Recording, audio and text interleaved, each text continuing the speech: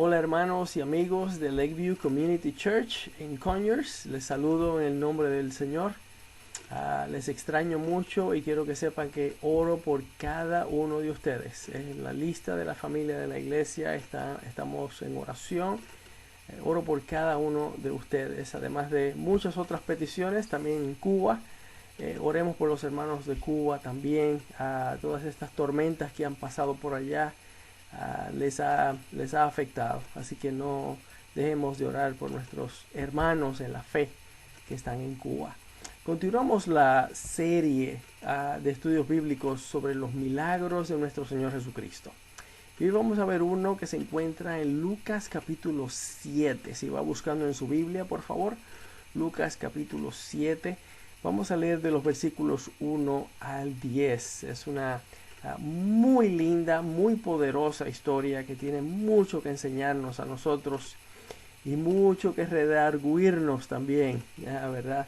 El Espíritu Santo usa esas historias bíblicas para enseñarnos, para movernos, para inspirarnos y también para enderezarnos, ¿verdad? Darnos dirección y enseñarnos cosas nuevas. Y muchas veces simplemente recordarnos cosas que ya sabíamos, pero que hemos echado a un lado. Lucas capítulo 7, versículos 1 al 10. Les leo, dice así la palabra del Señor. Oramos que esta palabra, Padre Santo, en esta hora nos toque, nos bendiga grandemente, nos sacuda también para ser aquellos cristianos que tú quieres que seamos. En el nombre de Jesús lo pedimos. Amén. Amén, amén. Dice así la palabra. Después que hubo terminado todas sus palabras al pueblo que le oía, hablando de Jesús, entró en Capernaum.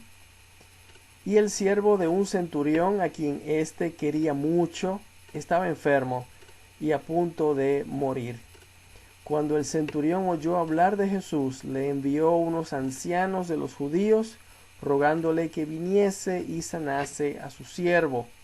Y ellos vinieron a Jesús y le rogaron con solicitud, diciéndole: es digno de que le concedas esto, porque ama nuestra nación y nos edificó una sinagoga.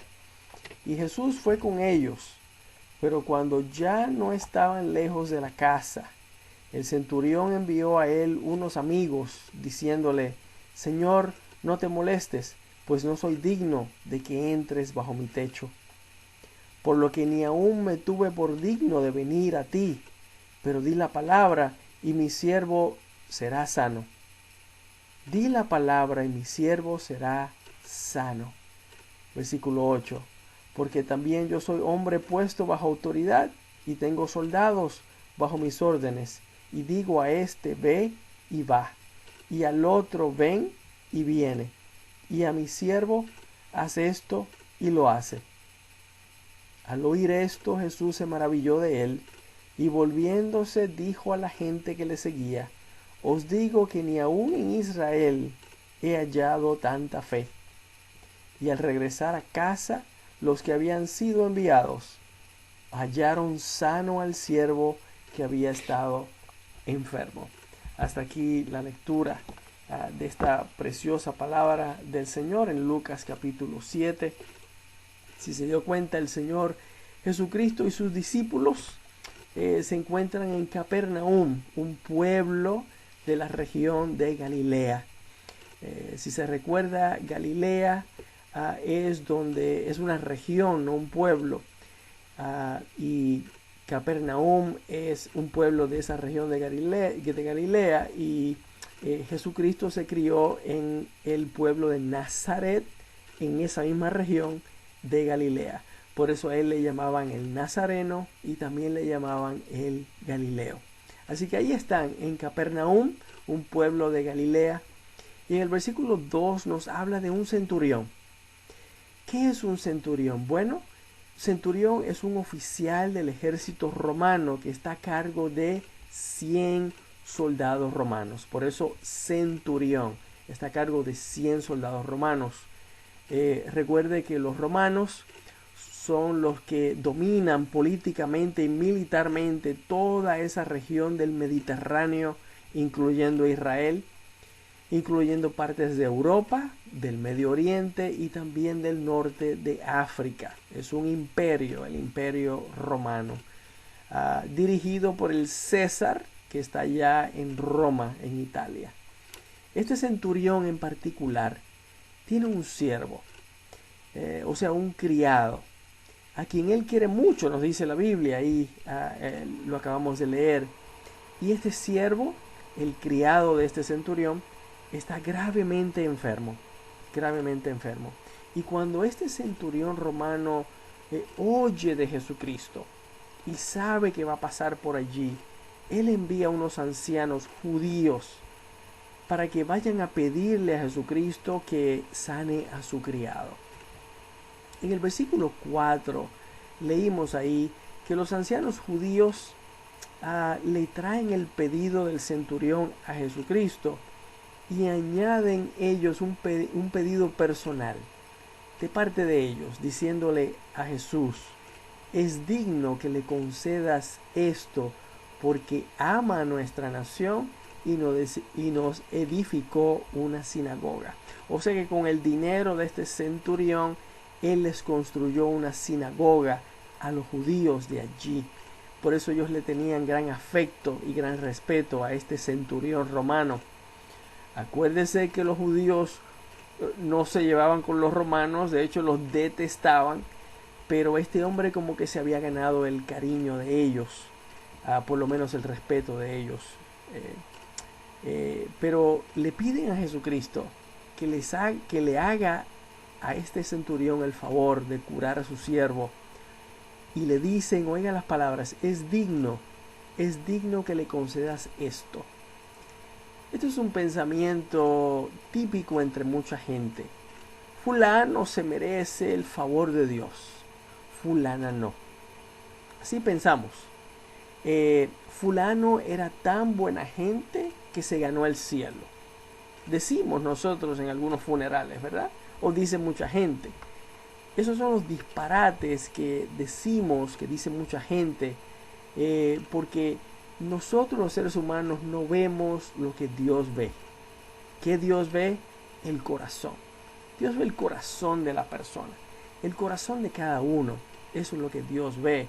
Nosotros no podemos ver dentro del corazón de cada uno. Por eso decimos cosas así como que fulano se merece el cielo, fulano se ganó el cielo. Un disparate. Oiga, no importa lo que usted y yo pensemos de alguien o de nosotros mismos, en realidad, nadie es digno de nada de parte de Dios. Nadie se merece nada de parte de Dios, porque todos hemos pecado y todos estamos muy faltos delante de Él. Romanos 3:23 nos dice y nos recuerda que todos hemos pecado y que por eso estamos destituidos de la gloria de Dios, o sea, estamos destituidos del cielo, porque hemos pecado, todos. El castigo que merecemos, Dios lo aguanta por misericordia, y lo que Dios nos da es por su mera gracia. No lo merecemos, es inmerecido. Así que es por la gracia de Dios que recibimos de Dios las bendiciones que recibimos. Romanos 5:8 dice: Dios muestra su amor para con nosotros en que, siendo aún pecadores, Cristo murió por nosotros. La gracia de Dios. Él por su misericordia, Él nos extiende su gracia. El perdón y la vida eterna que Dios nos da cuando nosotros ponemos nuestra fe en Jesucristo. Ese perdón y esa gracia, ese perdón y esa vida eterna que Él nos otorga por nuestra fe en Cristo, lo hace por gracia. Lo hace por gracia, no es algo merecido. Por eso es un gran disparate el de estos ancianos judíos decirle a Jesucristo que este hombre es digno que él le conceda su petición. En el versículo 6 vemos que a pesar de ese disparate que dicen estos ancianos, Jesucristo accede a ir con ellos a sanar al siervo de este centurión que está enfermo, gravemente enfermo. Y lo hace por misericordia, lo hace por amor y por una cosa más. Jesucristo tiene otra razón para ir a sanar a este siervo del centurión. Y lo vemos en los versículos 6 y 7. En los versículos 6 y 7. El centurión romano envió unos amigos, si se fijan en esos versículos 6 y 7. Envió unos amigos a encontrarse con Jesucristo y los ancianos que había enviado anteriormente, para avisarle a Jesús que él, el centurión, reconoce que no es digno que Jesucristo entre en su hogar, ni que ni siquiera se consideró digno de venir a Jesucristo en primer lugar. Por eso envió a los ancianos judíos. No se consideró digno porque él se considera pecador. Jesucristo ya sabía del corazón de este hombre, un corazón contrito, un corazón humillado de este centurión. Y por eso él va, por eso él accede a ir a la casa de este centurión a sanar a su criado. El centurión reconoce que es pecador, reconoce que Jesucristo es el Hijo de Dios, es divino, y por eso él no se siente digno de que Jesucristo entre en su casa. Y ni siquiera se atrevió a venir a Cristo en persona, en presencia. ¿Se fijó en eso? Dios se complace grandemente cuando vamos a Él con un corazón humillado, contrito, sincero, y reconocemos nuestro pecado. Dios detesta la soberbia, el orgullo, y son impedimentos, la soberbia y el orgullo, impedimentos grandísimos para ir a Cristo. El Salmo 31, 23 nos dice: amad al Señor todos sus santos. El Señor preserva a los fieles y retribuye plenamente a los que obran con soberbia. O sea, la paga para ellos que están con soberbia es grande, ¿sabe? Y no es buena paga, es castigo, es castigo. Veamos el versículo 8. El versículo 8 es muy importante también. Fíjese lo que dice el versículo 8. Palabras del centurión: porque también yo soy hombre puesto bajo autoridad, y tengo soldados bajo mis órdenes, y digo a este ven, y va, y al otro ven y viene, y a mi siervo hace esto y lo hace. O sea, él le está pidiendo a Cristo le está pidiendo a Jesús que sane a su siervo solamente con su orden de palabra, a distancia. Reconoce este señor, este romano, reconoce la soberanía de Jesucristo. Reconoce que Jesucristo tiene poder sobre todo y manda sobre todo. Así como el oficial más alto en cualquier ejército. Qué palabras más tremendas. Él está reconociendo la soberanía de Jesucristo. Él reconoce que Jesucristo es el Señor, no un maestro de la ley, oiga, no un profeta, sino el Hijo de Dios, el Señor mismo. Y por eso le dice a Jesucristo que solo dé la orden para su siervo ser sanado, que solo dé su orden para que su siervo sea sanado a la distancia, y por el poder, simplemente por el poder de su palabra. Eso es fe, eso es fe. Si es otro lo dice, no, venga acá, ponga su mano, no deje de venir traiga esta cosita para orar, póngale por favor su aceitito sobre su frente. Jesucristo no está en eso de ceremonias. El poder de Dios es tal que no necesita ceremonias. Recuerde, este Señor, lo más interesante aquí, este Señor es un centurión romano, no es judío. Esto nos enseña que Dios se revela a personas que usted no ni siquiera se lo imagina, ni usted ni yo. Dios le revela a este centurión romano, otra vez, que Jesucristo es el Hijo de Dios. Y él lo cree. Y él lo cree por fe. Antes que Jesucristo haga siquiera un milagro en su vida, él cree que Jesucristo es Dios encarnado. Que Jesucristo no es cualquier maestro de la ley. Eso es fe. Eso es fe. Eso es fe. Mucha gente, usted sabe, espera ver un milagro de Dios o espera ver una aparición, ¿verdad? Ya sea de un ángel o de algo, de Dios mismo quizás, para entonces creer. Pero eso no es fe. Dice la Biblia en Hebreos 11:1, es pues la fe, la certeza de lo que se espera, la convicción de lo que no se ve. Otra vez, la certeza de lo que se espera, la convicción de lo que no se ve. Eso es fe. Esa es la definición de fe. Si usted se recuerda el día de la resurrección del Señor, el día de su resurrección, el Señor Jesucristo se le apareció a sus apóstoles, pero Tomás no estaba, si se recuerda esa historia. Cuando los demás le contaron a Tomás que habían visto a Jesucristo, que él se les había aparecido vivo, en cuerpo, y ellos se lo contaron a él, él no creyó,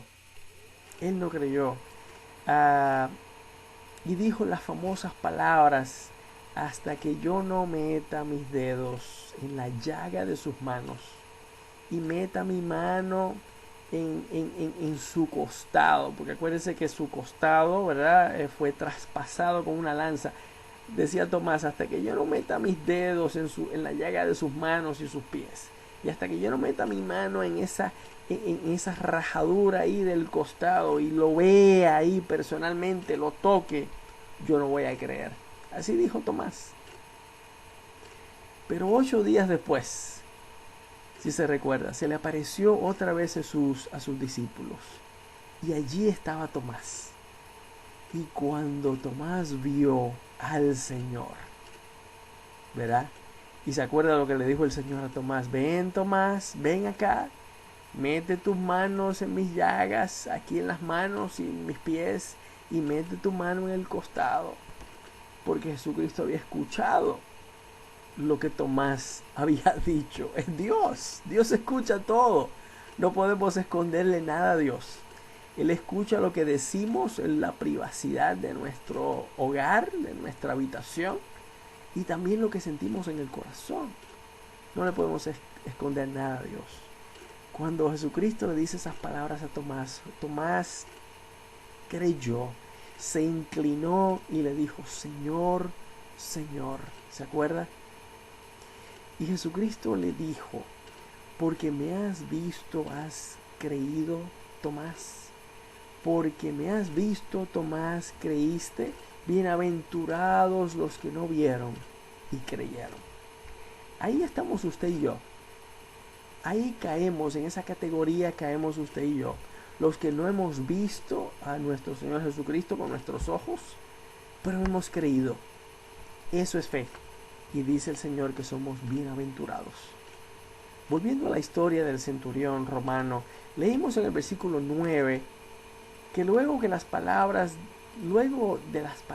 de este hombre, declarando la soberanía del Señor Jesucristo y su poder, declarando su fe en ese poder y en esa soberanía del Señor, y que solo su mandato, su palabra a la distancia, sería suficiente para sanar a su siervo. Después de estas palabras de este centurión, Jesucristo usó las palabras de este hombre para enseñar a los demás sobre la fe. Dijo Jesús: os digo que ni aún en Israel he hallado tanta fe.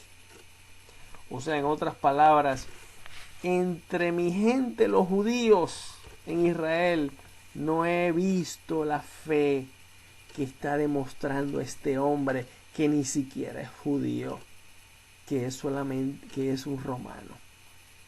Así que es importante que tengamos en mente que Jesucristo, durante todos estos estudios de los milagros de Jesús, tengamos en mente que Jesucristo utiliza cada experiencia de estas y cada milagro para instruir a sus discípulos y a sus apóstoles. Les está enseñando. Son ellos los que van a predicar el evangelio de Jesucristo por todo el mundo. No se olvide. Y estas palabras que pronuncia Cristo aquí eran para que ellos aprendieran sobre la fe. Que la fe debe ser genuina. Que aprendieran que la fe agrada a Dios. Y no importando la nacionalidad de la persona, es la fe en Cristo la que en realidad importa y la que mueve el brazo de Dios. Oiga, qué pena que las dos personas que más mostraron genuina fe, fueron la mujer cananea. Si se recuerda, estudiamos de ella hace unas 2 o 3 semanas, la mujer cananea, y este centurión romano. Dos personas que no eran judías, fueron las que más demostraron una fe genuina y fuerte, que Jesucristo tomó nota y les dijo a los demás: esto es fe. Fíjense que luego de la enseñanza de Jesucristo sobre la fe de este hombre y sobre la falta de fe de los judíos, él sanó al siervo del centurión a la distancia, sin tocarlo, sin ceremonia, sin llamar a Univisión para que trajeran las cámaras a cubrir el evento. ¿Verdad? Jesucristo lo hace a la distancia, con el poder de su palabra. Dice el versículo 10 que cuando los amigos que el centurión envió a Jesucristo a encontrarse con Jesucristo, cuando ellos regresaron a la casa donde estaba el siervo enfermo, el criado enfermo, lo encontraron sano. Versículo 10. Mire el efecto de la fe de su patrón, el centurión romano. El efecto de esa fe fue la sanidad total y completa de este siervo, de este criado romano. Hay 4 enseñanzas que quisiera recalcar aquí, rapidito. Número 1, Jesucristo es el Señor. Dios encarnado.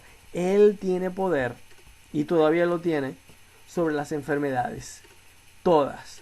Punto. Todas las enfermedades. Él es todopoderoso, porque Dios todo lo puede. Esa es la primera enseñanza, que no se nos olvide esto.